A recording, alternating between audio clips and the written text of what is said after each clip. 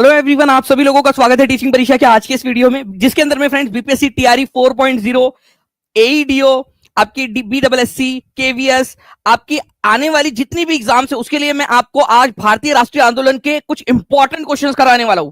अगर आप लोग चाहते हो कि आप लोगों की इस टॉपिक के ऊपर में पकड़ मजबूत हो जाए तो आज का सेशन जरूर देखिएगा आप लोग, क्योंकि काफी सारे क्वेश्चंस आप लोगों को इसके अंदर में देखने के लिए मिलने वाले हैं। तो चलिए फ्रेंड्स, हम लोग डायरेक्टली स्टार्ट करते हैं हमारे पहले क्वेश्चन के साथ में। जितने भी बच्चे यहाँ पर में जुड़ चुके हैं जल्दी जल्दी से सेशन को लाइक एंड शेयर जरूर कर देंगे। जिन बच्चों ने सेशन को लाइक कर दिया एक बार हाथ ऊपर करके बता देंगे। अब देखिए यहाँ पर में जो आप लोगों का पहला क्वेश्चन यहाँ पर में जो आप लोगों को दिखाई दे रहा है, इसके अंदर में बोला गया है कि बंगाल विभाजन के समय में किसने कहा था। बहुत ही इंपॉर्टेंट क्वेश्चन है, इसको very very very important mark करेंगे आप सभी के सभी। 67वीं बीपीएससी का क्वेश्चन है कि बिहार विभाजन के विषय में किसने कहा था कि विभाजन हमारे ऊपर बम की तरह गिरा है। चलिए, अगर मैं आप लोगों से कहूं कि मैं आप लोगों को चलिए हिंट भी देता चलता हूं कि जो किसने जो है उन्होंने अपनी आत्मकथा में कहा था, ठीक है, अ नेशन इन मेकिंग, ठीक है। तो ये आप ये बता सकते हो कि किसका कथन है ये।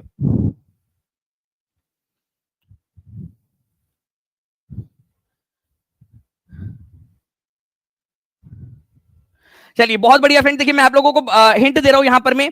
उनकी एक पुस्तक है अ नेशन इन मेकिंग नाम से, अ नेशन इन मेकिंग।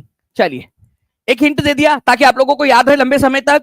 तो ये थे सुरेंद्रनाथ बनर्जी। सुरेंद्रनाथ बनर्जी ने अपनी आत्मकथा में कहा था।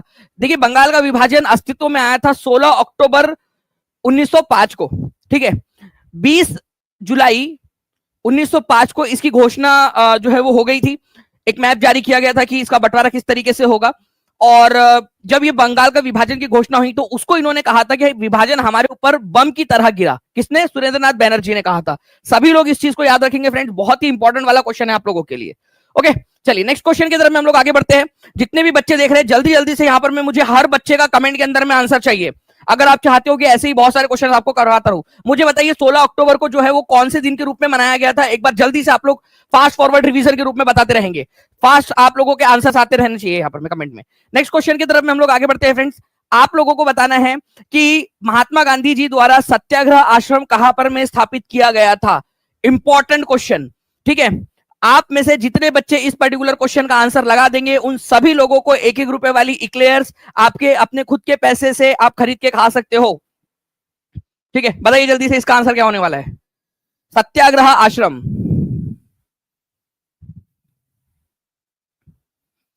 बहुत ही बढ़िया, आप लोगों के आंसर्स जो है फ्रेंड्स कंटिन्यूअसली यहां पर में आते जा रहे हैं। ओके, तो आंसर यहां पर में आप लोगों का क्या हो जाएगा, देख लेते हैं पोल के अंदर में भी कितने लोगों ने आंसर किया हुआ है, ठीक है। तो इस पर्टिकुलर क्वेश्चन का आंसर किया है 87% लोगों ने, 87% लोगों ने इसका आंसर किया हुआ है ए, ठीक है। मैं 10 सेकंड और वेट कर लेता हूं, देख लेता हूं कि कितना आंसर आप लोग यहां पर में करते हो। कमेंट के अंदर में भी करते जाएंगे हर कोई बच्चा जल्दी जल्दी से। 87% बच्चों ने आंसर किया हुआ है ए, ठीक है। उसके बाद में 391, ठीक है। डी आंसर किया है 1% लोगों ने। अब ध्यान से देखिएगा आप लोग फ्रेंड्स, एक चीज मैं आप लोगों को बता देता हूं।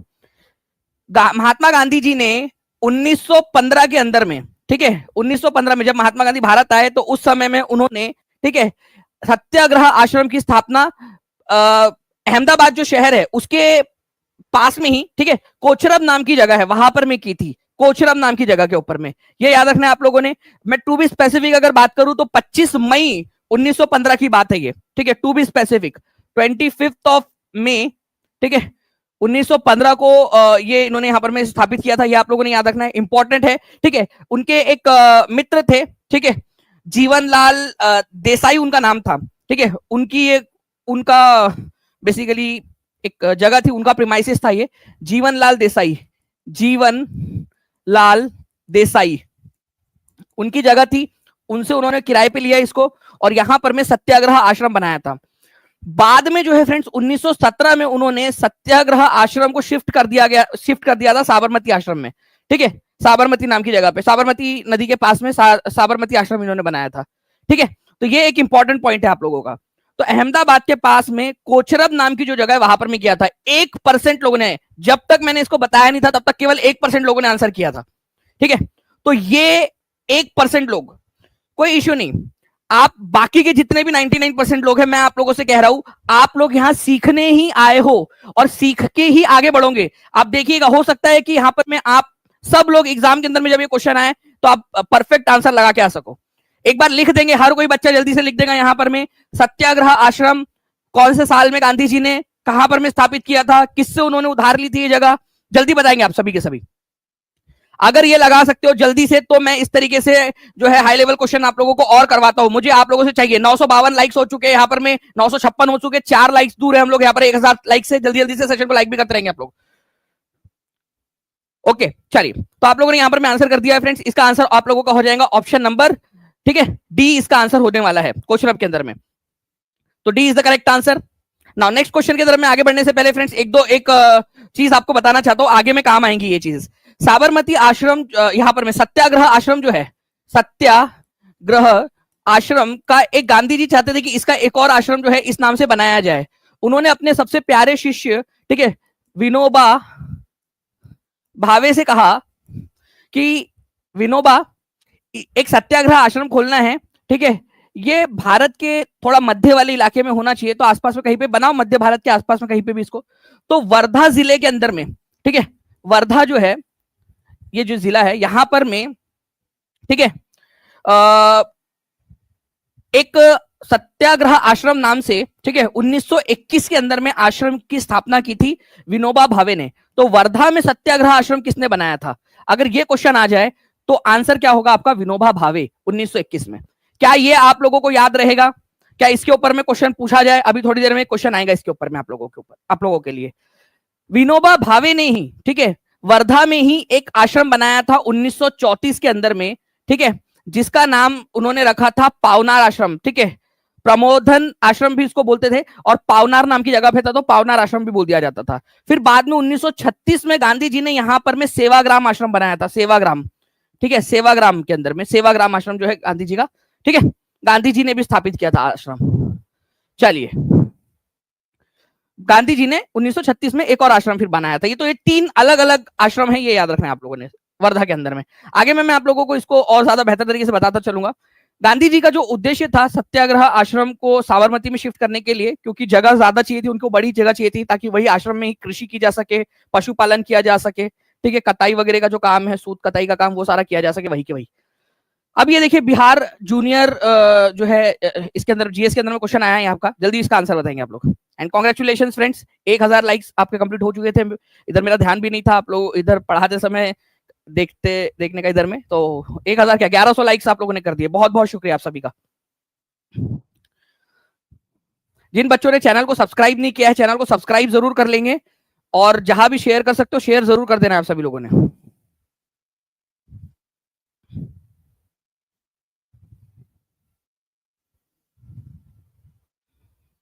चलिए बहुत बढ़िया फ्रेंड्स, यहां पर में देखिए अंग्रेजों का फोर्ट विलियम कहां पर में स्थित है। फोर्ट विलियम नाम से जो अंग्रेजों ने एक किला बनाया था, ठीक है, फोर्ट विलियम कॉलेज भी वहां पर में स्थित था। तो आंसर आप लोगों का क्या हो जाना चाहिए फ्रेंड्स? अगर कभी भी अगर आप लोगों से पूछ लिया जाए तो कोलकाता के अंदर में स्थित है ये।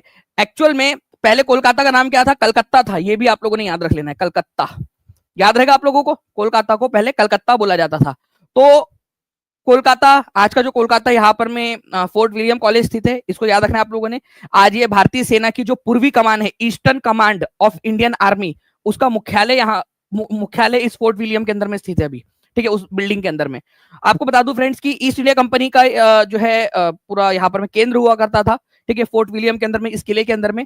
और एक और चीज है जो आप लोगों ने याद रखनी है इस पर्टिकुलर क्वेश्चन के बिहाफ के अंदर में, कि हुगली नदी के किनारे के ऊपर में है फोर्ट विलियम। कब बना था ये क्वेश्चन पूछा जा सकता है। तो 1696 के अंदर में जो है फ्रेंड्स इसका नाम जो है इसको कंस्ट्रक्ट किया गया था 1696 के अंदर में, 1696 के अंदर में। ओके, तो ये भी एक इंपॉर्टेंट क्वेश्चन आप लोगों का बन सकता है। तो answer is option number A, Kolkata के अंदर में फोर्ट विलियम स्थित है, 1696 के अंदर में इसको बनाया गया था, ठीक है। चलिए, तो आंसर इसका ये हो जाएगा। ये बिहार जूनियर के एग्जाम के अंदर में ऑलरेडी आया हुआ क्वेश्चन आप लोगों का। नेक्स्ट क्वेश्चन की तरफ में आगे बढ़ते हैं। देखिए बहुत ही इंपॉर्टेंट क्वेश्चन, ठीक है, very very very important question आप लोगों का। आपको बताना है फ्रेंड्स कि 1933 में, ठीक है, महात्मा गांधी ने अपने सभी राजनीतिक गतिविधियों से टेम्पररी रूप से संन्यास ले लिया था, ठीक है, और करीब 12,500 मील की यात्रा की, 9 महीने तक वो जो है चलते रहे। देश के अलग अलग इलाकों में उन्होंने यात्रा की, अलग अलग इलाकों में गए, एक देशव्यापी यात्रा की उन्होंने। इस यात्रा को उन्होंने क्या नाम दिया था? देखिए भारत के अंदर में गांधी जी ने एक दांडी यात्रा की थी, ठीक है, उसके बाद में सिविल डिसोबीडियंस मूवमेंट किया, ठीक है, सविनय अवज्ञा आंदोलन, एक बार स्थगित हुआ, फिर से सविनय अवज्ञा आंदोलन शुरू हुआ, बीच में 3 राउंड टेबल कॉन्फ्रेंस हुई। तो ये सारी चीजें होने के बाद में गांधी जी ने 1933 में, इवन इसके बाद में जो है आपको पता ही है कि कम्युनल अवार्ड वाली चीज हुई, पूना पैक्ट हुआ। तो सारी चीजें होने के बाद में 1933 में गांधी जी ने राजनीतिक गतिविधियों से संन्यास ले लिया और समाज सेवा में लग गए। और समाज सेवा के इसमें ही गांधी जी ने 12,500 मील की यात्रा की चल के, ठीक है। और इस यात्रा को गांधी जी ने क्या नाम दिया था? तो इस यात्रा को गांधी जी ने नाम दिया था हरिजन यात्रा। एक्चुअल में जो सो कॉल्ड लोअर क्लास है, जिनको कम दर्जे का माना जाता था, दलित या छोटी कास्ट का बोलते थे जिन लोगों को, उनके साथ में, जिनके साथ में डिस्क्रिमिनेशन, भेदभाव होता था, गांधी जी ने उनको हरिजन नाम दिया। बोला कि ये भगवान के बच्चे, हरि के बच्चे, हरिजन, ठीक है, उनको नाम दिया और हरिजन यात्रा निकाली गांधी जी ने, ठीक है। इस हरिजन यात्रा की जो शुरुआत है 7 नवंबर 1933 को हुई थी, ठीक है। और जुलाई 1934 में, 29 जुलाई 1934 को ये यात्रा खत्म हुई बनारस के अंदर में। तो वर्धा से स्टार्ट हुई थी ये यात्रा, ठीक है, 7 नवंबर 1933 को वर्धा से, और खत्म हुई वाराणसी या बनारस के अंदर में, ठीक है, जुलाई 1934 के अंदर में। तो 1933 में गांधी जी ने जो यात्रा निकाली थी 12,500 मील की, उसको क्या नाम दिया था? हरिजन यात्रा। सभी लोग लिख देंगे एक बार, अगर आप चाहते हो कि ऐसी और भी क्वेश्चंस आप लोगों को करवाते रहे, जल्दी से कमेंट के अंदर में लिख दीजिए, सभी के सभी बच्चे, हर एक बच्चा जल्दी से कमेंट के अंदर में लिख देगा। और जितने भी बच्चे देख रहे हैं, अगर आप रिवीजन भी करोगे बाद में, तो लेक्चर सेशन को देखते हुए या बाद में देख रहे हो, तो कमेंट के अंदर में लिखते रहना है जो जो पॉइंट बता रहा हूं, तभी जाकर आप आगे बढ़ पाओगे, ठीक है। चलिए, बहुत बढ़िया फ्रेंड्स, आगे बढ़े हम लोग यहाँ पर में नेक्स्ट क्वेश्चन की तरफ में हमारे, ठीक है। निम्नलिखित किलों में से ब्रिटिश ने सबसे पहले किसका निर्माण किया था? अब ये भी एक क्वेश्चन बन सकता है, भारत के अंदर में ब्रिटिशर्स का पहला किला कौन सा था?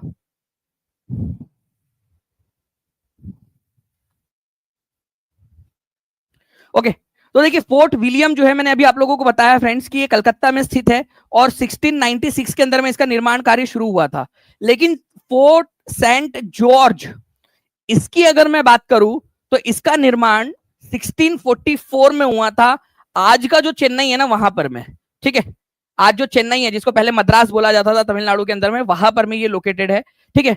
तो फोर्ट सेंट जॉर्ज, ये आप लोगों ने याद रखना है फ्रेंड्स, इंपॉर्टेंट है, ठीक है। ये सबसे पहला किला था अंग्रेजों का भारत के अंदर में, इंपॉर्टेंट पॉइंट, आंसर इसको ऑप्शन नंबर बी हो जाएगा, ठीक है।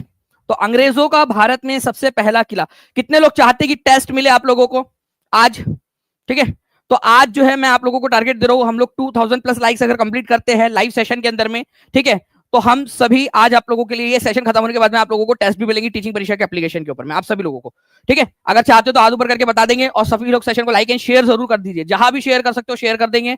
आप सभी के सभी जितने भी ग्रुप्स है, हर एक जगह पे, अपने लाइब्रेरी के, कॉलेज के, ठीक है, हर जगह पे जल्दी जल्दी से शेयर कर दीजिए। तो दोनों चीजें लिख दो आप लोग, फोर्ट विलियम कहां पर में और फोर्ट सेंट जॉर्ज कहां पर में। फोर्ट विलियम कौन से राज्य में मिलेगा आज के, और कौन से राज्य में मिलेगा फोर्ट सेंट जॉर्ज, शहरों के नाम भी बता दीजिए, और कौन से साल में स्थापित हुआ वो भी बता दीजिए कमेंट के अंदर में, ताकि आपको याद हो जाए हमेशा के लिए। चलिए, बहुत बढ़िया फ्रेंड्स, आई होप आप सभी लोगों ने यहाँ पर में कमेंट में लिख दिया होगा इस पर्टिकुलर चीज को, आंसर इसका ऑप्शन नंबर बी हो जाएगा, ठीक है। नेक्स्ट क्वेश्चन की तरफ में हम लोग आगे बढ़ते हैं। अब यहां पर में देखिए, वर्धा में सत्याग्रह आश्रम को किसने स्थापित किया था? बीपीएससी हेड टीचर का क्वेश्चन है ये, और जिन बच्चों ने भी अच्छे से लेक्चर देखा है, स्टार्टिंग से कितने बच्चे हैं हाथ ऊपर कर देंगे, एकदम पहले क्वेश्चन से जो लोग देख रहे हैं वो लोग हाथ ऊपर कर दीजिए। टीम प्लीज एक बार उनका कमेंट दिखा भी दीजिएगा स्क्रीन पर, जितने भी बच्चे स्टार्टिंग से देख रहे हैं। देखिए, ये वो बच्चे जो स्टार्टिंग से देख रहे हैं। आपको याद होगा फ्रेंड्स कि मैंने आप लोगों को बताया कि विनोबा भावे को गांधी जी ने सत्याग्रह आश्रम को किसी मध्य भारत के इलाके में लोकेट जो है बनाने का आग्रह किया था। तो सत्याग्रह आश्रम को वर्धा में विनोबा भावे ने 1921 में बनाया था, ठीक है।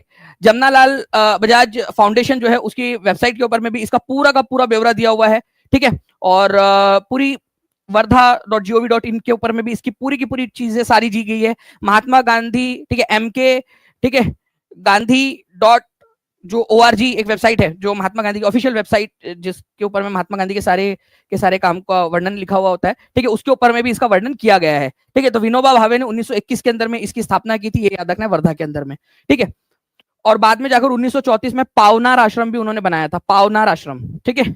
तो पावनार आश्रम भी विनोबा भावे ने ही बनाया था, जो सत्याग्रह आश्रम से अलग आश्रम था, 2 आश्रम हो गए थे फिर वर्धा में। फिर 1936 में सेवाग्राम में गांधी जी ने सेवाग्राम आश्रम भी बनाया, ओके। तो चलिए, ये सारी चीजें मैंने आपको बताया। अब इसका आंसर कर दीजिए, बीपीएससी हेड टीचर का क्वेश्चन है, इसका आंसर करेंगे आप सभी के सभी। बताए जल्दी से।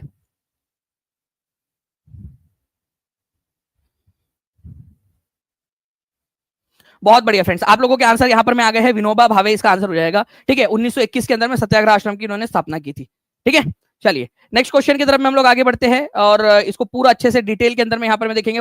पावनार आश्रम की स्थापना, जिसको प्रबंधम आश्रम भी बोला जाता है, ठीक है, 1934 के अंदर में विनोबा भावे ने की थी। ओके, तो ये सारी चीजें भी है जो मैंने आप लोगों को ऑलरेडी बता दिया है।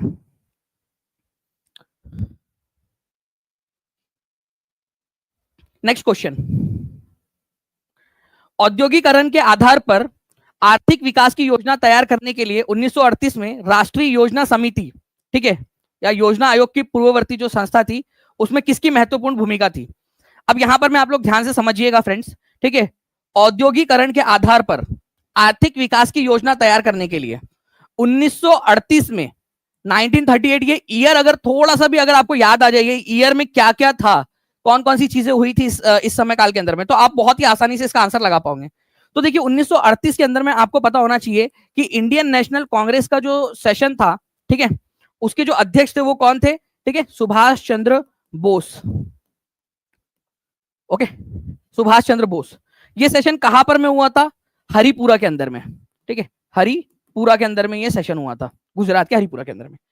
अब सुभाष चंद्र बोस जो थे, उन्होंने सोचा कि क्यों ना एक हमारी एक ऐसी जो है एक समिति बनाई जाए जिसको हम राष्ट्रीय योजना समिति या फिर नेशनल प्लानिंग कमेटी बोलेंगे। ठीक है, नेशनल प्लानिंग कमेटी। और ये नेशनल प्लानिंग कमेटी का उन्होंने अध्यक्ष भी बनाया था पंडित जवाहरलाल नेहरू को, जवाहरलाल नेहरू को। तो ये संस्था बनाने के पीछे का सबसे बड़ा जो है भूमिका किसने निभाई थी? सुभाष चंद्र बोस ने, क्योंकि वो अध्यक्ष थे इंडियन नेशनल कांग्रेस के। उन्होंने भूमिका निभाई। ये नहीं पूछा कि कौन अध्यक्ष थे, उन्होंने बोला कि किसकी भूमिका थी ये बनाने के पीछे। उन्होंने ये संस्था बनाई, नेशनल प्लानिंग कमेटी, ठीक है, या राष्ट्रीय योजना समिति। और इस राष्ट्रीय योजना समिति का अध्यक्ष बनाया पंडित जवाहरलाल नेहरू को सुभाष चंद्र बोस ने। ठीक है, तो ये इंपॉर्टेंट पॉइंट है जो आप लोगों ने याद रखना है, आपसे एग्जाम के अंदर में कभी भी पूछा जा सकता है। ओके, याद रहेगा आप सभी लोगों को ये चीज? बताइए जल्दी जल्दी से, जितने भी बच्चे देख रहे हैं जल्दी से हाथ ऊपर करके बता देंगे अगर ये चीज याद हो गई है आप लोगों को तो। ओके, चलिए, तो आंसर इसका ऑप्शन नंबर बी हो जाएगा। नेक्स्ट क्वेश्चन देखिए फ्रेंड्स, एक important question, directly factual question जो आप लोगों से एग्जाम के अंदर में पूछा जा सकता है।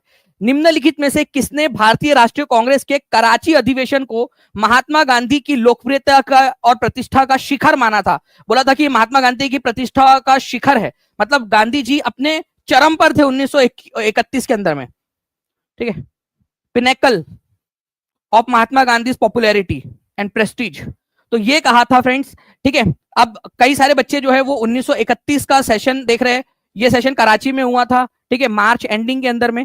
ठीक है, मार्च एंड में ये सेशन हुआ था कराची के अंदर में।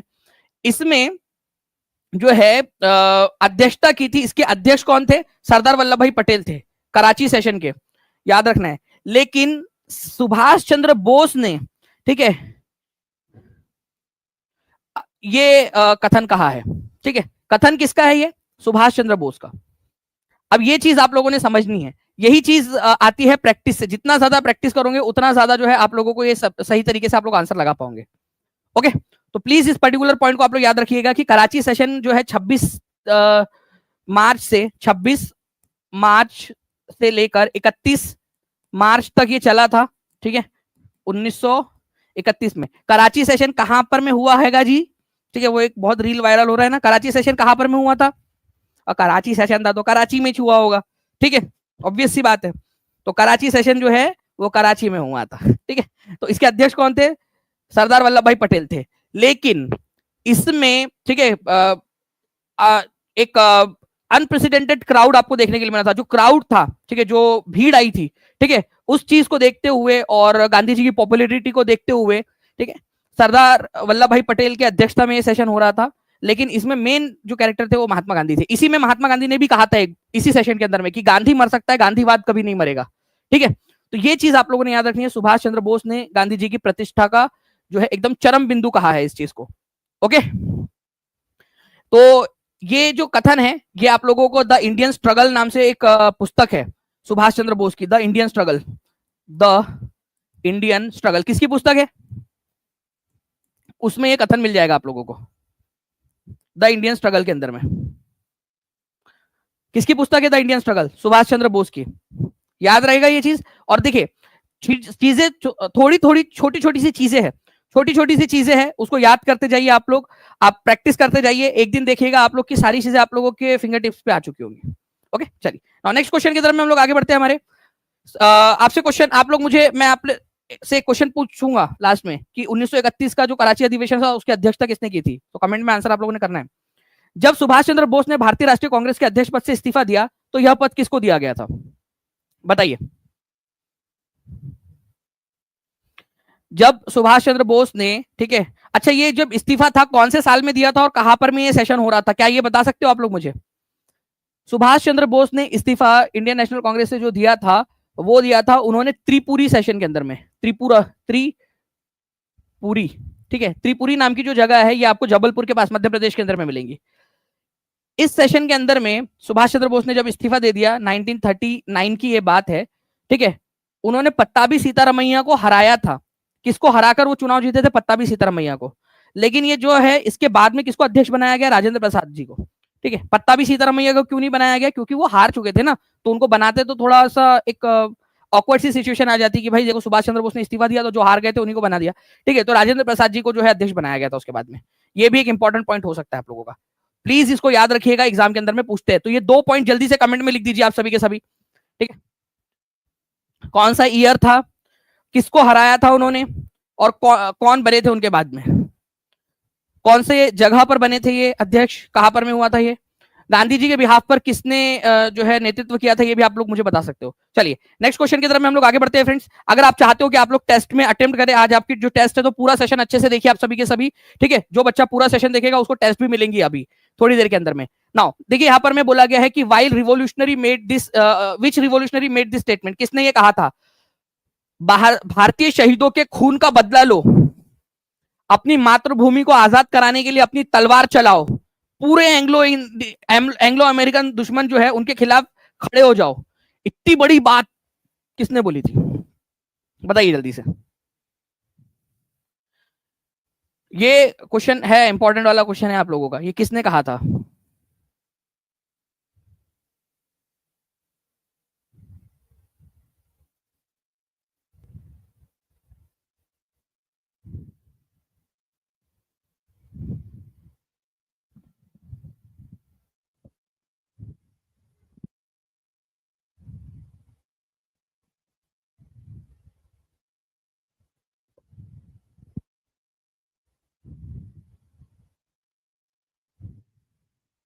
चलिए नाउ देखिए फ्रेंड्स, यहां पर में क्या हुआ कि ऑल इंडिया कांग्रेस कमेटी जो है इसके खिलाफ पूरे देश के अंदर में इन्होंने कहा, सुभाष चंद्र बोस ने, कि हम जो है क्या करेंगे, विरोध प्रदर्शन करेंगे पूरे भारत के अंदर में ऑल इंडिया कांग्रेस कमेटी के खिलाफ।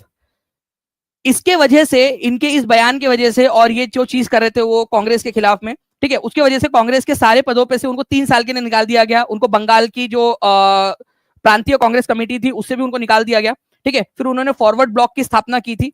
ठीक है, जब उनको कांग्रेस से निकाल दिया गया तो भारतीय शहीदों के खून का बदला लो, अपनी मातृभूमि को आजाद कराने के लिए अपनी तलवार चलाओ, पूरे एंग्लो अमेरिकन दुश्मन के खिलाफ खड़े हो जाओ, ये कहा था सुभाष चंद्र बोस ने। ठीक है, फॉरवर्ड ब्लॉक की स्थापना के समय में, ठीक है, फॉरवर्ड ब्लॉक की स्थापना के समय में सुभाष चंद्र बोस ने। ओके, तो ये भी पॉइंट है जो आप लोगों ने याद रखना है, इंपॉर्टेंट है, एग्जाम में पूछा जा सकता है आप लोगों से।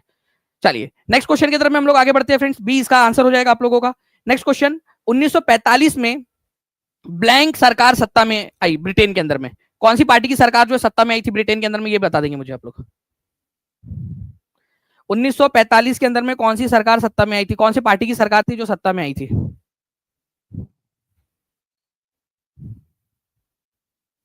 बहुत बढ़िया, आप लोगों के आंसर आ रहे हैं फ्रेंड्स यहाँ पर में। 1945 के अंदर में, ठीक है, कौन सी पार्टी की सरकार थी? तो लेबर पार्टी की सरकार थी। देखिए हमारे भारत को आजादी, ठीक है, इसी सरकार, इसी पार्टी की सरकार के समय में भारत को आजादी मिली थी। ठीक है, 1900 वर्ल्ड वॉर 2 चला, कब से कब तक? वर्ल्ड वॉर 2 1939 से लेकर 1945 तक चला। ठीक है, इस समय काल के अंदर में विंस्टन चर्चिल, तुम्हारा चचा जो है यहां पर में क्या थे? प्रधानमंत्री थे।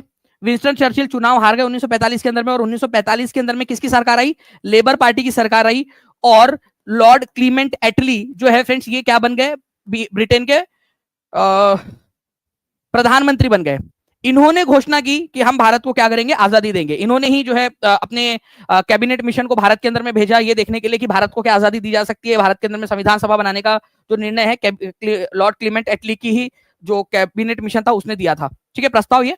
चलिए, तो आंसर इसका ऑप्शन नंबर डी हो जाएगा। प्लीज ये याद रखिएगा। अभी थोड़ी देर बाद मैं आपसे ये भी पूछूंगा कि कौन थे ब्रिटेन के प्रधानमंत्री जिस समय भारत को आजादी मिली थी। लेबर पार्टी के तरफ से किसको प्रधानमंत्री बनाया गया था 1945 के अंदर में। ठीक है, पूछू आप लोगों से सवाल ये मैं। ठीक है, चलिए, तो लेबर पार्टी ये याद रख लेना आप लोगों ने, कौन सत्ता में आई थी 1945 में?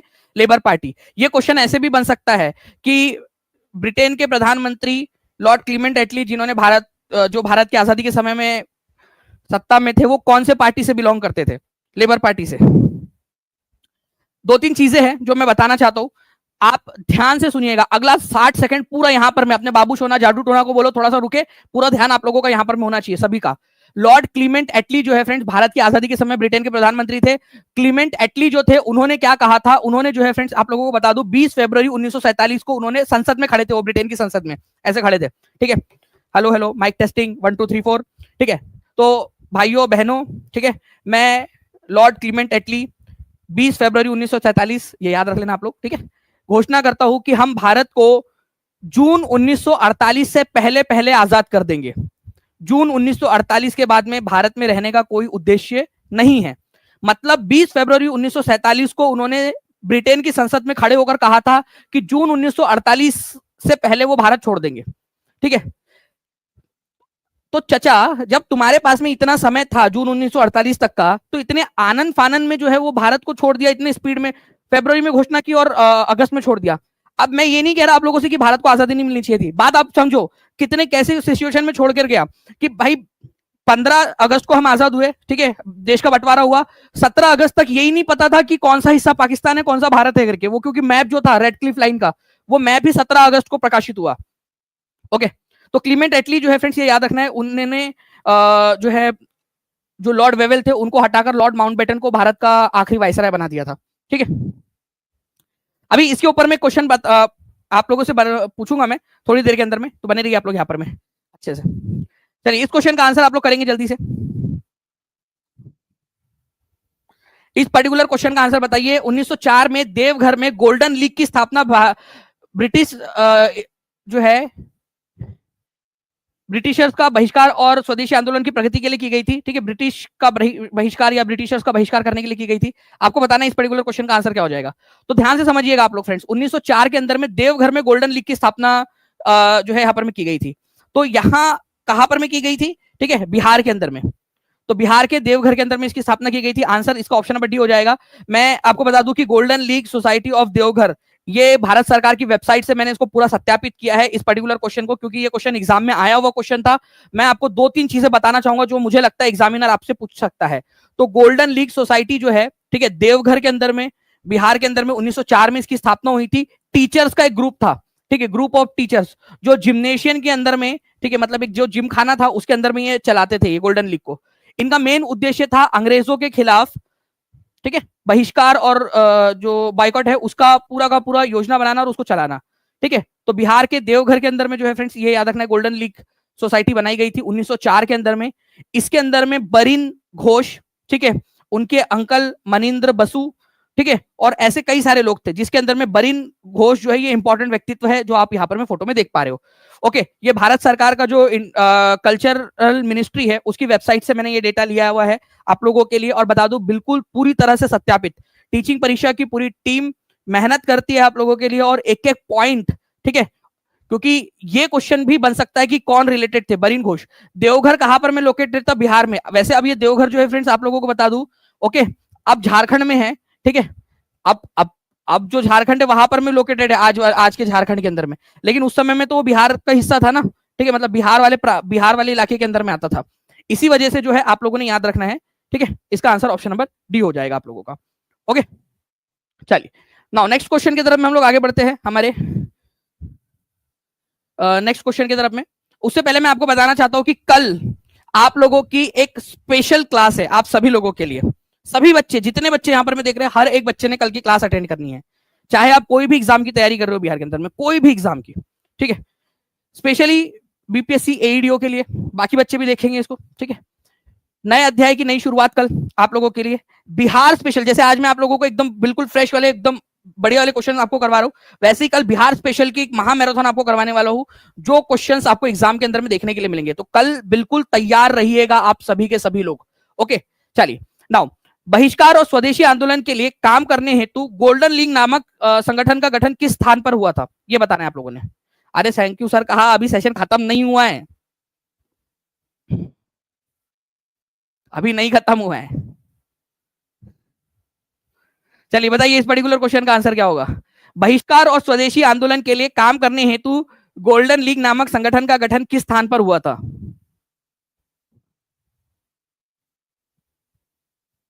तो देवघर के अंदर में हुआ था। Very good.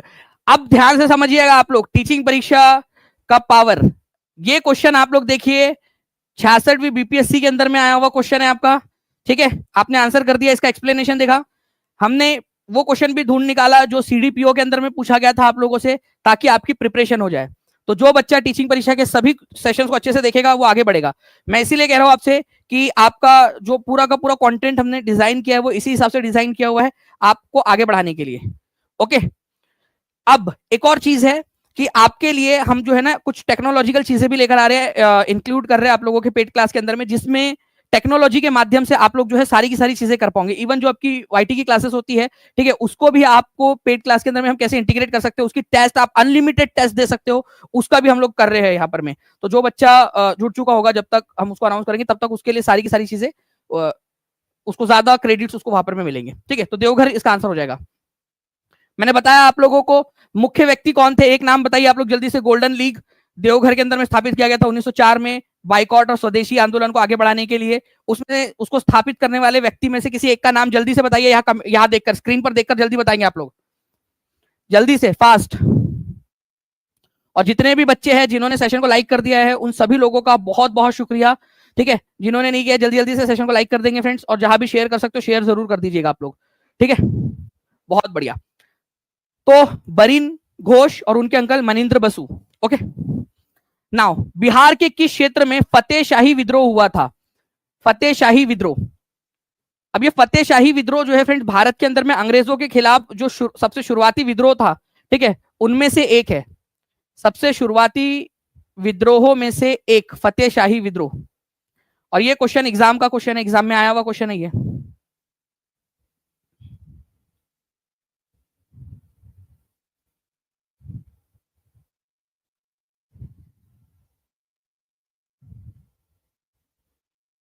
देखिए 1781 के आसपास में, 1781 के आसपास में, एक मैप दिखाता हूं मैं आप लोगों को, ठीक है। इसका एनोटेशन हटा दिया है शायद से, चलिए कोई बात नहीं, मैं फिर से बना देता हूं यहाँ पर मैं एक छोटा सा एक मैप टाइप का।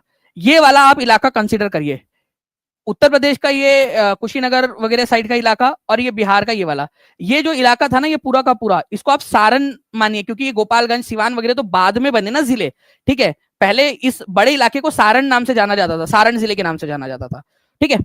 तो ये जो इलाका था, इस इलाके के अंदर में, ठीक है, फतेह बहादुर शाह नाम से जो शासक थे, ठीक है, उन्होंने अंग्रेजों के खिलाफ में बगावत कर दी थी, ठीक है, क्योंकि उनसे टैक्स वसूला जा रहा था, उनके अधिकार छीने जा रहे थे अंग्रेजों के द्वारा। तो यहाँ पर में इन्होंने ये किया था। दूसरी चीज जो है फ्रेंड्स आप लोगों ने ये याद रखना है कि छापेमार युद्ध पद्धति के अंदर में बहुत ज्यादा ये लोग महारत हासिल रखते थे, छुप छुप के, नहीं है, जैसे जंगलों में, पहाड़ी इलाकों में छुपकर फिर हमला करना, उसके अंदर में भी महारत हासिल थी, ठीक है। तो फतेह बहादुर शाही, इनके नेतृत्व में ये हुआ था, इसी वजह से इसको फतेह शाही विद्रोह के नाम से जाना जाता है, सारण इलाके के अंदर में, ठीक है। अब तिरहुत का इलाका नहीं है, ये याद रखिएगा आप लोग। ओके, तिरहुत तो बड़ा पूरा इधर साइड के अंदर में हो गया आपका। ओके, तिरहुत जो कि इधर साइड के अंदर में आता है, मुजफ्फरपुर वगैरह साइड के अंदर में आप लोगों का। उसके बाद में मिथिला का क्षेत्र नहीं है इधर में, ओके, नीचे साइड में आ जाता है। तो ये सारण का जिला जो है ये आपका आंसर हो जाएगा इसमें, क्योंकि मेनली ये जो इलाका है ना पूरा, ये गोपालगंज सिवान और ये सारण वाला इलाका है मेनली, हिस्टोरिकली सारण क्षेत्र बोलते हैं इसको। फिर बाद में जिले और बढ़ाए गए, जिलों की संख्या बढ़ाई गई, अदरवाइज सारण जिला जो है ये इधर मेन, ये इस इलाके के अंदर में ये हुआ था, ठीक है, बिहार के। चलिए, आई होप आप लोगों को ये क्वेश्चन जो है समझ में आ गया होगा। मैं बार बार इसकी रिवीजन भी कराता रहूंगा ताकि आप लोगों को ये चीज याद होती रहे। कितने लोग चाहते हैं कि इसको रिवाइज करवाता रहूं मैं आप लोगों को? जल्दी जल्दी बताएंगे आप सभी के सभी, और एक बार जल्दी से जहां भी शेयर कर सकते हो जल्दी जल्दी से शेयर जरूर कर देंगे आप सभी के सभी। Okay, next. इस क्वेश्चन का आंसर मुझे हर एक बच्चे से चाहिए कमेंट के अंदर में, हर एक बच्चे से, हर एक बच्चा इसका आंसर करेगा। और जो जो चीजें याद आ रही है आप लोगों को इस पर्टिकुलर क्वेश्चन से रिलेटेड, वो भी सारी चीजें बताते जाएंगे आप सभी।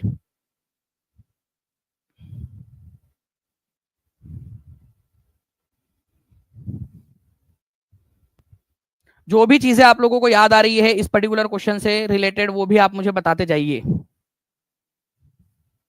जी। तो देखिए, ब्रिटेन के अंदर में लेबर पार्टी के जो है प्रधानमंत्री थे, जिन्होंने घोषणा की थी कि भारत को जून 1948 से पहले स्वतंत्रता मिल जाएगी। कब की थी ये घोषणा?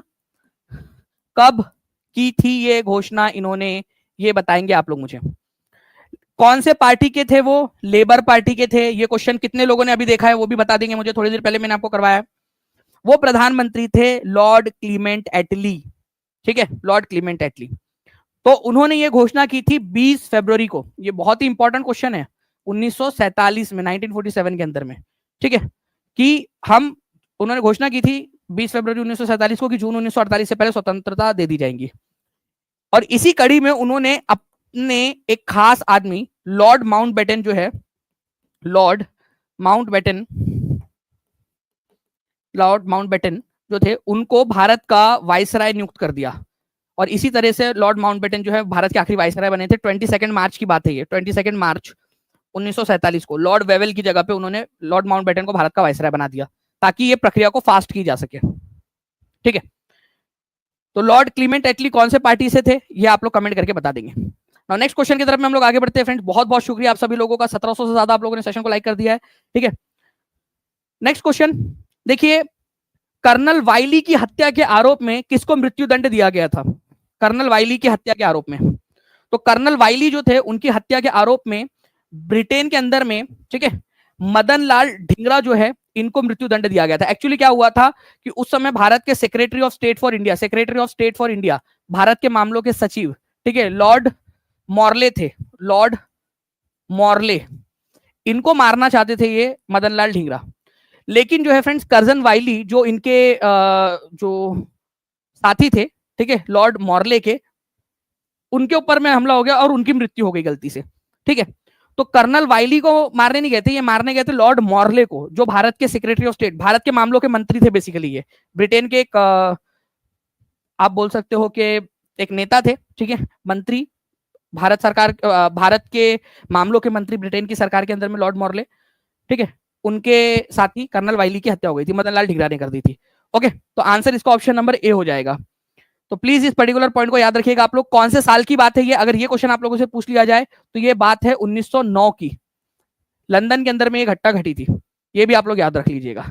ठीक है, उसके अलावा आपको बता दूं फ्रेंड कि श्यामजी कृष्ण वर्मा ने लंदन के अंदर में जो इंडियन होम रूल सोसाइटी बनाई थी 1905 में, उसी के सदस्य थे ये, उसी में रहते थे। श्यामजी कृष्ण वर्मा ने बनाया था ना इंडियन हाउस, ठीक है, और उसी को इंडियन होम रूल सोसाइटी भी बोला जाता है 1905 में। ठीक है, तो भारत सचिव के जो राजनीतिक सलाह, भारत के मामलों के सचिव लॉर्ड मॉर्ले के राजनीतिक सलाहकार थे ये कर्नल वाइली। नाउ अब देखिए नेक्स्ट क्वेश्चन आप लोगों का आपकी स्क्रीन के ऊपर में ये रहा। इस पर्टिकुलर क्वेश्चन के अंदर में बोला गया है आप लोगों से कि निम्नलिखित में से किसने भारत का पहला महिला विश्वविद्यालय स्थापित किया था? Very very very important question. और कहां पर में स्थापित किया था ये भी आप मुझे बता देंगे। ठीक है, SNDT कॉलेज इसको बोला जाता है, श्रीमती नाथीबाई दामोदर ठाकरसी कॉलेज। ठीक है, या फिर आप इसको बोल सकते हो श्रीमती नाथीबाई दामोदर ठक्करसी महिला विद्यापीठ। 1916 के अंदर में स्थापित हुआ था ये याद रखना है आप लोगों ने। ठीक है, SNDT वुमेन्स यूनिवर्सिटी, इसको स्थापित किया था, ठीक है, धोंडो केशव कर्वे, ठीक है, महर्षि धोंडो केशव कर्वे, ठीक है, इन्होंने स्थापित किया था। ये आप लोगों को याद रखना है, बहुत ही इंपॉर्टेंट क्वेश्चन है। ठीक है, DK curve, doctor DK curve भी आप लोग इनको बोल सकते हो। बहुत ही ज्यादा इंपॉर्टेंट क्वेश्चन है ये वाला। कहां पर में स्थापित किया था ये भी क्वेश्चन अगर पूछ लिया जाए तो आप लोग क्या आंसर करोगे?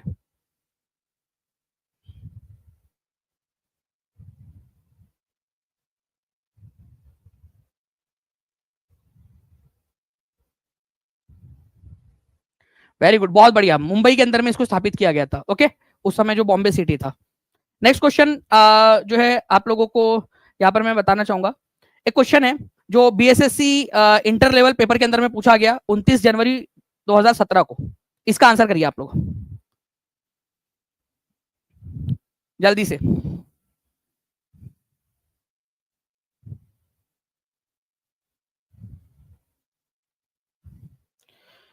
बहुत बढ़िया। देखिए इंडिया आफ्टर गांधी, ये बहुत ही फेमस पुस्तक है फ्रेंड्स, ठीक है। किसने लिखी है? तो इंडिया आफ्टर गांधी, जिसको आप लोगों में से जितने भी बच्चे अगर आप लोगों ने बीए वगैरह से किया है या पढ़ाई किया आपने, ठीक है, तो आप लोगों ने इसको पढ़ा भी होगा, या फिर अगर आप ऐसे ही जनरल प्रिपरेशन भी कर रहे हो तो भी पढ़ते हैं। इंडिया आफ्टर गांधी नामक जो पुस्तक है, ये रामचंद्र गुहा जो है उन्होंने लिखी है, ठीक है। बहुत ही फेमस इतिहासकार, ठीक है, और गांधी जी के ऊपर में उन्होंने काफी कुछ लिखा है, रामचंद्र गुहा। तो इंडिया आफ्टर गांधी भी इन्होंने ही लिखी है। तो सी इसका आंसर हो जाएगा। ये बीएसएससी इंटर लेवल पीयूआईपी 29 जनवरी 2017 के एग्जाम के अंदर में पूछा गया क्वेश्चन, ठीक है। तो ये चीज इंपॉर्टेंट है, आप लोगों ने याद रखना है, ठीक है। चलिए, चेतन भगत, भाई चेतन भगत इंडिया आफ्टर गांधी क्यों लिखेंगे? चेतन भगत तो वो टू स्टेट्स, हाफ गर्लफ्रेंड, ठीक है, 5 पॉइंट समवन, रिवॉल्यूशन 2020, इस तरीके की जो है वो पुस्तक उन्होंने लिखी है, ठीक है। चलिए, तो रामचंद्र गुहा ने लिखा है इंडिया आफ्टर गांधी, प्लीज लिख देंगे आप लोग। तो गांधी बिफोर इंडिया, ठीक है, ये एक पुस्तक है। Gandhi the years that change the world, ठीक है, डेमोक्रेट्स एंड डिसेंटर्स, ये पुस्तकें भी रामचंद्र गुहा की ही है, इंडिया आफ्टर गांधी के अलावा, ठीक है। तो गांधी बिफोर इंडिया मतलब इंडिया आने से पहले गांधी जी का इतिहास क्या था, ठीक है। मतलब इंडिया से पहले गांधी जी का क्या इतिहास था वो नहीं है, इंडिया तो था ही हमेशा से ही ना। गांधी इंडिया आने से पहले गांधी जी का क्या था वो इंडिया, गांधी बिफोर इंडिया में उन्होंने लिखा हुआ है, ठीक है। Gandhi the years that change the world, Gandhi के जो साल थे जिन्होंने वर्ल्ड को चेंज कर दिया वो है। डेमोक्रेट्स एंड डिसेंटर्स, ये पुस्तक भी रामचंद्र गुहा ने लिखी है, इतिहासकार रामचंद्र गुहा ने। ओके, चलिए अब देखिए एक और क्वेश्चन। दहेज लेना बुरी बात है, ओके, लेकिन आप यहां पर में देखिए कि अंग्रेज भी इससे पीछे नहीं है, ओके। क्या हुआ, तुम्हारे चचा का लड़का था और तुम्हारे मामा की लड़की थी कैथरीन, ठीक है। कैथरीन ऑफ ब्रिगेंजा नाम था तुम्हारे मामा की लड़की का, पुर्तगाल की थी, ये पुर्तगाल के राजा की लड़की थी, ठीक है। कैथरीन ऑफ ब्रिगेंजा उनका नाम था। उसकी शादी जो है इंग्लैंड के जो राजकुमार थे, ठीक है, चार्ल्स द सेकेंड, उससे तय हुई। तो पुर्तगाल जो था उसने क्या किया, भारत में जो बॉम्बे उसके कंट्रोल में था, पुर्तगालियों के कंट्रोल में था, वो दहेज में दे दिया था चार्ल्स सेकंड को, कि लो बाबुल की दुआएं लेती जा, जा तुझको सुखी चार्ल्स टू मिले और साथ में बॉम्बे भी लेते जा, मतलब बॉम्बे इनको दे दिया था। फिर बाद में चार्ल्स द्वितीय जो थे, चार्ल्स सेकंड, उन्होंने बॉम्बे प्रांत जो था, बोले मैं खुद जाके वहां पर मैं रहूंगा तो नहीं, तो उन्होंने 10 पाउंड, केवल 10 पाउंड, बहुत कम, ठीक है, 10 पाउंड जो है, इतने रुपए किराए पर ईयर, इतने किराए के ऊपर में जो है, कम किराए के ऊपर में ब्रिटिश ईस्ट इंडिया कंपनी को लीज पर दे दिया, ठीक है, किराए पर दे दिया था। तो जो राजकुमारी थी उसका नाम था कैथरीन ऑफ ब्रिगेंजा, ठीक है। उसकी शादी हुई थी चार्ल्स सेकंड से, ये याद रखना है आप लोगों ने। तुम्हारे मामा की लड़की जो थी कैथरीन ऑफ ब्रिगेंजा, वो पुर्तगाल से थी। तुम्हारे चाचा का जो लड़का था चार्ल्स द सेकंड, ये जो है ब्रिटेन का राजकुमार था, ब्रिटेन का था ये राजा, ठीक है। और दहेज में क्या मिला था, बॉम्बे मिला था। उसने कितने रुपए प्रति वर्ष की इस पे दे दिया था, ये शादी हुई थी वैसे 1661 के अंदर में, ठीक है, 1661 में शादी हुई थी। और ये ब्रिटिश ईस्ट इंडिया कंपनी को जो दे दिया था उन्होंने किराए पे में 1668 में, 1661 में शादी हुई, ठीक है। तब तक ब्रिटिशर्स ही चला रहे थे उसको, ब्रिटिश ईस्ट इंडिया कंपनी ही उसको संभाल रही थी चार्ल्स सेकंड के बिहाफ पे। अब बोला चार्ल्स सेकंड बोला कि यार मेरे बिहाफ में संभाल रहे हो, इससे अच्छा है कि तुमको ही मैं किराए पे देता हूँ ताकि ये फॉर्मेलिटीज ना रहे। तो चार्ल्स सेकंड ने 10 पाउंड पर ईयर के उस पे उसको दे दिया, ब्रिटिश ईस्ट इंडिया कंपनी को 10 पाउंड पर ईयर, ठीक है। 10 पाउंड क्या होता है जी, ठीक है, जैसे भारत के अंदर में रुपया होता है ना, बिल्कुल वैसा ही जो है वहां पर में ब्रिटेन की करेंसी जो है पाउंड है, ठीक है, ये याद रखना है आपने। वैसे आज के समय में 10 पाउंड की कीमत कितनी होगी, 1160-61 रुपए के अराउंड होंगी। 10 पाउंड 1161 रुपए आज के हिसाब से, आप समझ लीजिए 1100 रुपए के करीब आज की कीमत के हिसाब से बता रहा हूं। चलिए अब देखिए, एक व्यक्ति इसका नाम याद रखना आप, फणींद्र नाथ घोष। इसकी गवाही के वजह से ही भगत सिंह, सुखदेव और राजगुरु को फांसी हुई थी। ये फणींद्र नाथ घोष जो है सरकारी गवाह बन गया था, ठीक है, फणींद्र नाथ घोष। इसने क्या किया, भगत सिंह, सुखदेव और राजगुरु के खिलाफ जाकर गवाही दे दी कि हाँ मैंने देखा था इनको, जो है जो लाहौर कॉन्स्पिरेसी हुई थी, लाहौर के अंदर में आपको पता ही है कि साउंडर्स की हत्या हो गई थी, ठीक है, तो उसमें फणींद्र नाथ घोष ने गवाही दे दी। अब फणींद्र नाथ घोष ने गवाही दे दी जिसकी वजह से इन तीनों को फांसी हो गई, ठीक है, तो इसकी हत्या किसने कर दी थी, फणींद्र नाथ घोष की हत्या किसने कर दी, ये बताइए आप, बदला लेने के लिए कि फणींद्र नाथ घोष गद्दार, ठीक है।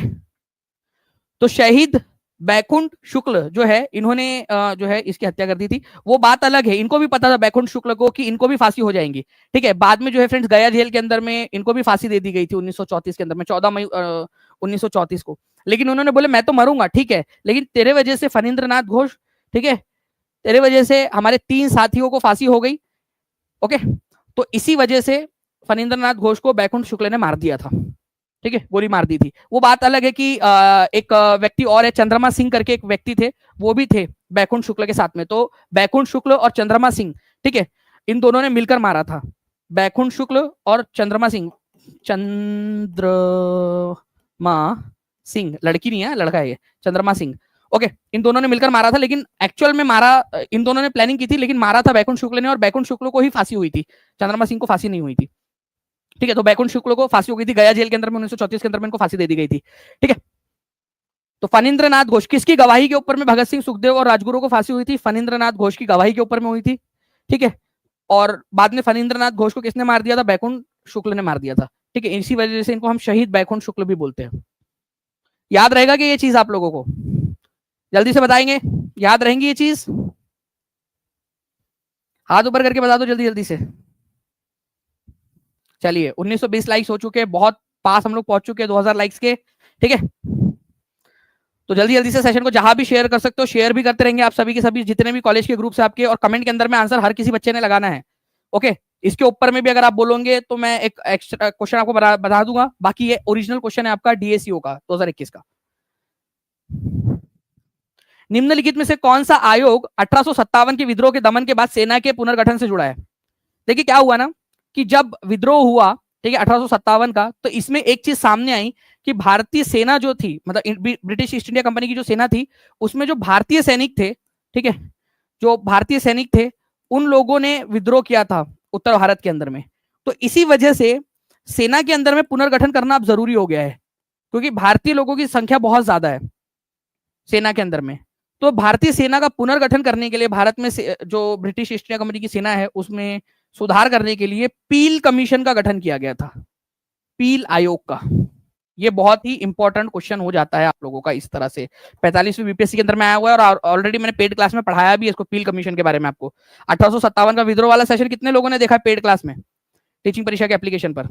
अगर आपने अच्छे से देखा है उसको तो आपको पता होगा कि जो इंडियन सैनिक है उनकी संख्या को कम किया गया और यूरोपियन जो सैनिक है उनकी संख्या को बढ़ाया गया था, ठीक है, पील कमीशन के रिकमेंडेशन के आधार पर, ओके। तो पील कमीशन, जोनाथन पील करके एक व्यक्ति थे, उनके नेतृत्व में ये कमीशन बना था, इसी वजह से इसको पील कमीशन बोलते हैं। चलिए तो 2 इसका आंसर हो जाएगा, डायरेक्ट क्वेश्चन नहीं है, जोनाथन पील इसके अध्यक्ष थे। अच्छा एक क्वेश्चन है, अभी थोड़े दिन पहले मैंने इसको आप लोगों को करवाया भी है, संयुक्त राष्ट्र पूरा का पूरा सेशन कराया, 3 लेक्चर हम लोगों ने किए हैं यूनाइटेड नेशंस के। तो यूनाइटेड नेशंस के उस सेशन के अंदर में मैंने एक चीज आपको बताई थी, ठीक है। इसका अब नेशनल मूवमेंट में इसका क्या काम है मैं आपको बताता हूँ इसका, ठीक है, क्यों मैंने इसको यहाँ पर मैं जोड़ा है इस क्वेश्चन को। कौन सा देश संयुक्त राष्ट्र सुरक्षा परिषद का स्थायी सदस्य नहीं है? तो देखिए यूनाइटेड नेशंस जो है, यूनाइटेड नेशंस इसकी स्थापना हुई थी 1945 के अंदर में, टू बी स्पेसिफिक 24 अक्टूबर को, लिखते जाएंगे सभी के सभी 24 अक्टूबर को, ठीक है।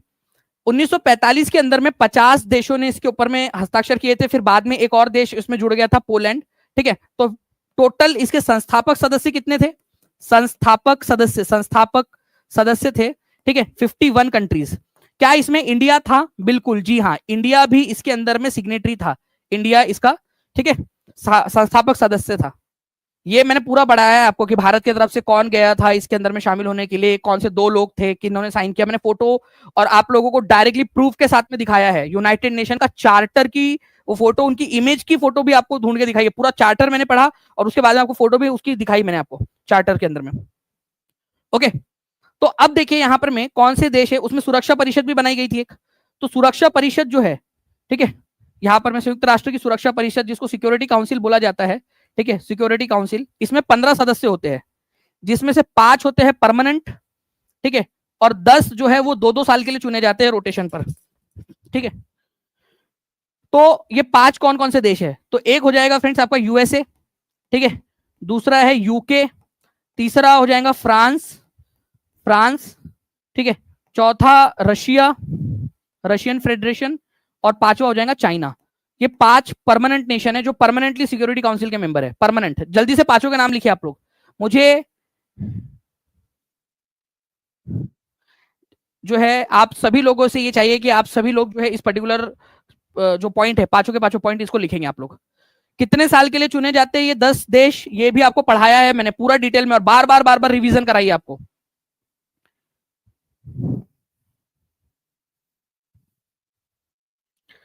तो आंसर हो जाएगा फ्रेंड्स कि जर्मनी इसका जो है क्या है, मेंबर नहीं है, परमानेंट सदस्य नहीं है, बेसिकली संयुक्त राष्ट्र का परमानेंट मेंबर, ठीक है। ये 5 देश है, ये याद रखिएगा आप लोग। अब इसमें क्या था, मैं इसलिए बता रहा था आपको कि भारत जो है भारत में जब आजादी का आंदोलन चल रहा था, ठीक है, रिवॉल्यूशन जब चल रहा था भारत के अंदर में कि भाई भारत को आजाद किया जाए, उस समय में भी, ठीक है, जो ब्रिटिश सरकार जो थी भारत के अंदर में, वो भारत को चाह रही थी कि भारत भी अलग अलग जो जो उस समय में इंटरनेशनल ऑर्गेनाइजेशंस बन रही है उसका पार्ट बने, ठीक है। तो भारत इसका संस्थापक सदस्य यूनाइटेड नेशंस का, ये याद रखना था आप लोगों ने। ये देख सकते हो आप पेड क्लास यूनाइटेड नेशंस के अंदर में हमने सारी चीजें पढ़ी है। तो इसीलिए बोल रहा हूँ जितने भी बच्चे पेड क्लास में एनरोल्ड है वो अच्छे से प्लीज रिवीजन करिए, सारी चीजें आपको पढ़ाइए, जितनी भी चीजें आपको बोल रहा हूँ कि इंपॉर्टेंट है उसको अच्छे से रिवाइज करिए आप सभी के सभी। पूरा नोट्स, क्विज, पीडीएफ सब कुछ आप लोगों को दिया हुआ है उसके अंदर में, ठीक है। और जो लोग नहीं जुड़े अब तक, जो जुड़ना चाहते हैं, नीचे में नंबर चल रहा है, उस नंबर पे कॉल या व्हाट्सएप कर लीजिएगा, या टीचिंग परीक्षा के एप्लीकेशन पे डायरेक्टली जाके जुड़ जाइए, ठीक है। और ऐसे ही पूरा का पूरा हम लोग एईडीओ का भी पूरा करने वाले, तो जो बच्चे एईडीओ के लिए पढ़ना चाहते हैं वो लोग भी कर सकते हैं अच्छे से। चलिए, तो ये पूरा 10 कंट्रीज कौन सी है नॉन परमानेंट वाली, वो भी आपको बता दिया था भारत की तरफ से, ठीक है। आरकोट रामास्वामी मुदलियार और वीटी कृष्णमाचारी, ठीक है, ये 2 लोग गए थे भारत की तरफ से, दोनों की साइन आप देख सकते हो यहाँ पर। तो कल जो है फ्रेंड्स हम लोग बीपीएससी एईडीओ की जो है एक क्लास करेंगे, बड़ी वाली क्लास, ये आप लोगों ने याद रखना है, ठीक है। बीपीएससी एईडीओ भर्ती के लिए और आप लोगों के सारे ही एग्जाम में काम आने वाला है। बिहार स्पेशल महामैराथन कल होने वाली है आप लोगों की, जिसमें हम बिहार से रिलेटेड स्पेशल क्वेश्चंस, बिहार का इतिहास, बिहार का भूगोल, बिहार की पॉलिटी, बिहार की इकोनॉमिक्स, बिहार का जो अभी पिछला बजट था, बिहार का जो इकोनॉमिक सर्वे था, उससे रिलेटेड क्वेश्चंस हम लोग करेंगे कल। तो उसके लिए तैयार रहिएगा आप सभी के सभी लोग, जितने भी बच्चे हैं। अगर आप चाहते हो कि ऐसे ही मैं आपको करवाता रहूं, ठीक है, तो आप मुझे बताना कि सर बिल्कुल ऐसे क्वेश्चंस करना चाहते हो आप लोग। चलिए और कुछ क्वेश्चन देख लेते हैं। बिहार बीपीएससी हेड मास्टर का एग्जाम का क्वेश्चन आपका, स्वतंत्रता आंदोलन के प्रथम चरण में अतिवादी भारतीय नेतृत्व द्वारा निम्नलिखित में से किसको समझा और संगठित किया गया, ठीक है। देखिए स्वतंत्रता आंदोलन के प्रथम चरण में अतिवादी भारतीय नेतृत्व द्वारा, अतिवादी का मतलब होता है फ्रेंड्स यहाँ पर में जो एक तरीके से एक्सट्रीमिस्ट थे, गर्म दल वाले जो लोग थे, ठीक है, एक्सट्रीमिस्ट इंडियन लीडरशिप, उन्होंने आर्य समाज का अलग है, वो धार्मिक आंदोलन एक तरीके से हो गया, ठीक है। इंडियन यूनिवर्सिटीज एक्ट को थोड़ी ना संगठित किया, ये तो एक अंग्रेजों के द्वारा बनाया गया कानून था यूनिवर्सिटीज के लिए, ठीक है। नॉन कोऑपरेशन मूवमेंट जो है आप लोगों को पता है कि 1920 में हुआ था, ये प्रथम चरण में नहीं हुआ, 1985 से 1885 से 1905 तक का जो समय काल है उसमें, तो बाइकॉट एंड स्वदेशी आंदोलन जो है धीरे धीरे डेवलप हुआ था, ये याद रखना है आपने। ये हेड टीचर की एग्जाम का, हेड मास्टर की एग्जाम का क्वेश्चन है, हेडमास्टर की एग्जाम का क्वेश्चन। आप खुद से समझिए ना, ऑप्शन एलिमिनेट करके भी आप कर सकते थे। स्वतंत्रता आंदोलन के प्रथम चरण में अतिवादी भारतीयों द्वारा, ठीक है, आर्य समाज की स्थापना तो नहीं की गई होंगे, आर्य समाज तो धार्मिक आंदोलन है। इंडियन यूनिवर्सिटी एक्ट अंग्रेजों के द्वारा बनाया गया, ठीक है, ठीक। लॉर्ड कर्जन जो थे उनके समय काल के अंदर में, जिन्होंने बंगाल का बंटवारा किया, उन्हीं के समय काल के अंदर में इंडियन यूनिवर्सिटी एक्ट 1904 बना था। बाइकॉट एंड स्वदेशी ये एक्चुअल में हुआ था, आप लोगों को ये याद रखना है आप लोगों ने, गरम दल के द्वारा। और नॉन कोऑपरेशन तो बहुत बाद में 1920 के अंदर में हुआ था ना, ठीक है। चलिए, तो सी इज द करेक्ट आंसर। ना स्वदेशी आंदोलन की सबसे बड़ी कमी यह रही कि यह आंदोलन के लिए निम्नलिखित किस समूह का समर्थन नहीं जुटा पाया। अब ध्यान से समझिएगा आप लोग फ्रेंड्स, मेन जो कमी थी, अब बहुत सारे थे जिनका समर्थन नहीं जुटा पाया था ये, लेकिन जो मेन कारण था स्वदेशी आंदोलन का, स्वदेशी आंदोलन जो 1905 के अंदर में हुआ था, एक्चुअल में क्या हुआ इसी समय काल के अंदर में, आपको बता दूं कि 1906 में, उसके अगले ही साल, ठीक है, मुस्लिम लीग की स्थापना हो गई थी। ठीक है, तो इंडियन नेशनल कांग्रेस और बाकी के जितने भी लोग थे, एक्चुअल में ये हुआ कि जो मुस्लिम कम्युनिटी है, ठीक है, अंग्रेजों ने फूट डालो और राज करो तभी से स्टार्ट कर दिया था। बंगाल को इस तरीके से उन्होंने बांटा कि एक हिस्सा हिंदू मेजोरिटी वाला हो गया, ठीक है, वेस्टर्न वाला, और ईस्ट वाला जो बंगाल था, ईस्ट बंगाल वाला हिस्सा, ठीक है, ये हो गया मुस्लिम मेजोरिटी। तो अंग्रेजों ने इस तरीके से इसको जो है इसका प्रचार प्रसार किया कि भाई मुस्लिम्स के लिए भी एक अलग प्रांत यहाँ पर में बन गया, ज्यादा रियायत मिलेंगी, छोटा प्रांत रहेगा तो एडमिनिस्ट्रेशन अच्छे से हो पाएगा। और मुस्लिम लीग जो थी,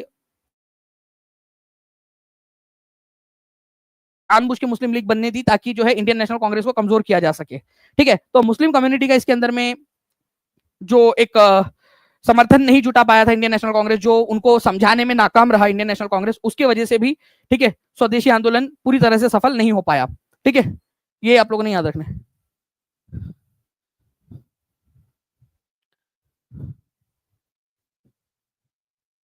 वीडियो चल रही है आई थिंक मेरी तरफ से। वीडियो क्या रुक गई है, एक बार प्लीज मुझे कंफर्म कर दीजिएगा प्लीज, क्या अभी भी बफरिंग आ रही है? ओके, चलिए, आई थिंक जो है फ्रेंड्स, यहां पर मैं आप लोगों को अभी जो इशू आ रहा है, ठीक है, तो इस क्वेश्चन का आंसर करेंगे आप लोग नेक्स्ट।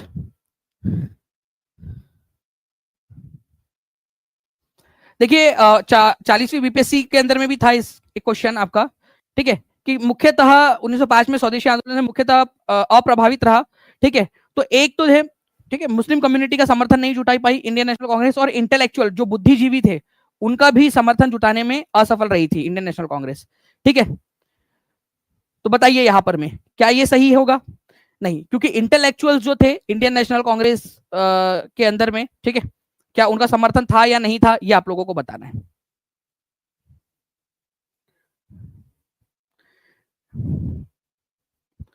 मैं देखना चाहता हूँ कि कितने बच्चे यहाँ पर में, थोड़ा सा एक छोटी सी चीज है यहाँ पर में, जो एक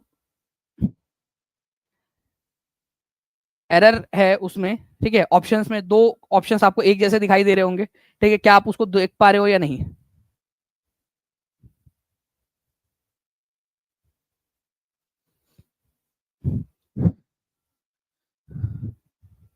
जी, तो देखिए मुख्यतः, ठीक है, मुस्लिम्स और जो फार्मर्स है, ठीक है, यहां पर मैंने कर दिया उसका करेक्शन 4, क्योंकि इंटेलेक्चुअल्स जो थे फ्रेंड्स, इनका समर्थन जो है ये याद रखना है आप लोगों ने, ये था क्योंकि कांग्रेस के अंदर में इंटेलेक्चुअल्स जो थे वो कांग्रेस का ही पार्ट थे, कांग्रेस के अंदर में थे बेसिकली, तो उनका समर्थन था। तो फार्मर्स का और मुस्लिम्स का, ये दो जो बड़े ग्रुप है या बड़े जो लेवल के ऊपर में ज्यादा संख्या में थे, इनका समर्थन इंडियन नेशनल कांग्रेस नहीं जुटा पाई थी। तो मेन थी मुस्लिम कम्युनिटी, ठीक है, उनका समर्थन नहीं जुटा पाया, और दूसरे थे फार्मर्स का, कि फार्मर्स को भी नहीं समझा पाए कि भाई आप जो है इस स्वदेशी आंदोलन के अंदर में शामिल होइए बंगाल विभाजन के समय में। तो ये दो कम्युनिटीज थी जिनका समर्थन जुटाने में असफल रही थी इंडियन नेशनल कांग्रेस। तो इसी वजह से आंसर इसको सी हो जाएगा, 40वीं बीपीएससी के अंदर में आया हुआ क्वेश्चन नहीं आपका। ओके, बिहार कांग्रेस कमेटी के पहले अध्यक्ष कौन थे? बीपीएससी ऑडिटर प्रीलिम्स का क्वेश्चन आपका। अब मैं आपको बता दूं फ्रेंड्स कि यहां पर मैं एक आपको चीज बताना चाहूंगा कि इसको मैंने डबल वेरीफाई किया है, ठीक है, इस पर्टिकुलर क्वेश्चन को। बिहार कांग्रेस कमेटी या बिहार कांग्रेस समिति जो है, इसका गठन जो है 1908 में किया गया था। ठीक है, 1908 में सोनपुर के अंदर में इसकी बैठक हुई थी, और इस बैठक की अध्यक्षता, जब इसका स्थापना हुई तो इसके संस्थापक अध्यक्ष कौन थे? तो इसके संस्थापक अध्यक्ष थे सरफराज हुसैन खान, ये आप लोगों ने याद रखना है। ओके, कई जगह पे जो आपको दिया हुआ है हसन इमाम, ठीक है, ये एक्चुअल में बने थे लेकिन ये बाद में बने। ओके, ये आपको ये भी थोड़ा सा याद रखेंगे आप लोग, 1909 में बने थे ये, 1909 में जो इसकी दूसरी बैठक हुई थी बिहार प्रदेश कांग्रेस कमेटी की। ओके, तो सरफराज हुसैन खान जो है फ्रेंड्स, ये याद रखना है आप लोगों ने, बिहार कांग्रेस कमेटी के पहले अध्यक्ष थे सोनपुर के अंदर में, सोनपुर में। ठीक है, तो सरफराज हुसैन खान ये आंसर हो जाएगा। ये जो है आपको बता दूं, मैं इसके कई सारे रिसर्च पेपर भी, मैं जब कल रात में ये क्वेश्चन आप लोगों के लिए इसको प्रिपेयर कर रहा था, ठीक है, तो ये क्वेश्चन एग्जाम में तो आया हुआ है, ठीक है। अब इसकी जो ऑथेंटिसिटी है और ज्यादा मजबूत करने के लिए, कोर जो है आप लोगों का एक जो एक बहुत बड़ा जहां पर में रिसर्च पेपर पब्लिश होते हैं, ठीक है, अलग अलग फील्ड के, उसके ऊपर में मैंने इसमें किया। arfjournals.com करके एक बहुत बड़ी वेबसाइट है। अगर आप लोगों में से कोई भी रिसर्च वर्क कभी अगर आप लोगों ने किया हो, कोई जर्नल प्रकाशित किया हो आप लोगों ने, तो आपको पता होगा कि ARF जर्नल्स दुनिया की सबसे बड़ा जर्नल का जो आर्काइव है अगर किसी के पास में है तो वो ARF जर्नल के पास में है। तो उसके अंदर में भी इसको उसके जो पेज नंबर 150 है उसका, ठीक है, उसके अंदर में साफ साफ ARF जनरल के अंदर में लिखा हुआ है कि सरफराज हुसैन खान जो थे, ठीक है, वही इसके पहले अध्यक्ष थे। 1908 के अंदर में पहली बार अध्यक्षता इन्होंने की थी, पहले अध्यक्ष थे। इसी वजह से इसका आंसर निर्विवाद रूप से डी माना जाएगा। ओके, तो प्लीज इस पर्टिकुलर पॉइंट को आप लोगों ने याद रखना है, इंपॉर्टेंट है, एग्जाम के अंदर में पूछ सकते हैं आप लोगों से। तो who was elected as the first president of Bihar provincial Congress committee? तो नवाब सरफराज हुसैन खान, ये आप लोग याद रखोगे, सोनपुर के अंदर में, ठीक है। सोनपुर मेला जब चल रहा था उसी समय में ये उसके ही साथ में बनाया गया था, ठीक है। तो डी इसका आंसर हो जाएगा फ्रेंड्स। ये आप देख सकते हो, ये पूरा का पूरा, अगर आप लोगों को ये लिस्ट ये चाहिए, अगर इसकी ये लिंक ये मैंने लगा भी दिया है यहाँ पर में, ठीक है, अगर आपको चाहिए होंगी तो core.ac.uk के अंदर में ये बहुत बड़ा रिसर्च पेपर का वेबसाइट है, ठीक है। ARF जर्नल जो है इसकी भी मैंने लिंक लगा दी है, ये भी आप लोगों को मिल जाएंगी इसके अंदर में, ठीक है। ये दोनों मैंने एम्बेडी कर दिया इसके अंदर में, आप उस पर क्लिक करोगे आप लोगों को मिल जाएगा। नाउ अब देखिए पावनार आश्रम के संस्थापक कौन थे? मैंने आपको बताया कि पावनार, पावनार नाम की जो जगह है ये आप लोगों को मिलेगी वर्धा में, ठीक है, वर्धा में। चलिए अब बताइए जल्दी से, वर्धा में किसने इसकी स्थापना की थी? बीएसएससी इंटर लेवल का क्वेश्चन है, 29 जनवरी 2017 को ये क्वेश्चन आया हुआ है।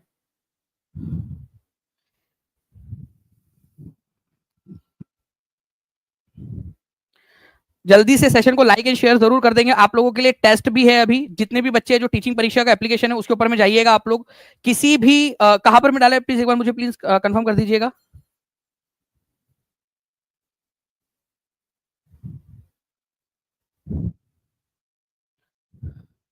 ठीक है, तो विनोबा भावे इसका आंसर हो जाएगा फ्रेंड्स, ऑप्शन नंबर सी, ठीक है। तो देखिए आप लोग जैसे ही टीचिंग परीक्षा के एप्लीकेशन के अंदर में जाओगे, ठीक है, यहाँ पर में फ्री कंटेंट है आप लोगों का, उसके अंदर में आप लोग जाइएगा, उसके अंदर में आप लोगों को एक बीपीएससी टीआरई का फोल्डर मिल जाएगा, बीपीएससी टीआरई के नाम से, ठीक है। उसके अंदर में आप लोगों को मिल जाएगा, या फिर आप लोग एक काम करिए, आप लोगों के जितने भी कोर्सेस है, ठीक है, जो पेड कोर्सेस है उनके फ्रंट सबसे ऊपर में डाल दीजिए, सबसे बेस्ट ये रहेगा। तो बीपीएससी टीआरई 4 के अंदर में सबसे ऊपर में ही हम एक काम करते, सबसे जैसे ही आप कंटेंट में जाओगे सबसे बाहर में सबसे ऊपर में एक फोल्डर लगा देते, सबसे आसान तरीका वही हो जाएगा आप लोगों के लिए ढूंढना, ठीक है। फ्री रखेंगे, सबके लिए फ्री रहेगा, कोई भी कोर्स में चले जाइए टीआरई 4 के, ठीक है, उसके अंदर में सबसे ऊपर में रख देंगे आप लोगों के, ठीक है, जो एक्टिव बैचेस है उसके अंदर में रख दीजिए सबसे ऊपर में। तो विनोबा भावे, ठीक है, पावनार आश्रम के संस्थापक थे विनोबा भावे, 1934 के अंदर में इसकी स्थापना इन्होंने की थी। ओके, चलिए, जिसको इसको परम धाम आश्रम भी बोला जाता था, ठीक है, ये भी याद रखना है आप लोगों ने, परम धाम आश्रम। इस क्वेश्चन का आंसर आप लोग कमेंट के अंदर में मुझे बताएंगे जल्दी से कि इस पर्टिकुलर क्वेश्चन का आंसर क्या होने वाला है।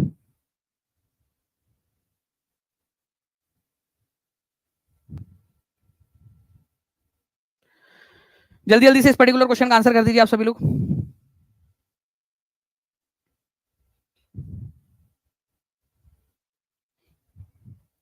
जितने भी बच्चे यहाँ पर भी देख रहे हैं, आई होप आप सभी लोगों ने चैनल को सब्सक्राइब कर लिया होगा, ठीक है, और सेशन को लाइक कर देंगे, जहां भी शेयर कर सकते हो शेयर जरूर कर देंगे। कमेंट के अंदर में जरूर बताइएगा आप लोग कि क्या आप लोग कल के लिए तैयार हो, ठीक है। सर बीपीएससी एडीओ की बैच का फी कितना है? ठीक है, आपका बहुत ही जो है बहुत ही अफोर्डेबल प्राइस है आपका, केवल और केवल 699 रुपीज के अंदर में पूरा कंप्लीट बैच है आपका एडीओ का, ठीक है।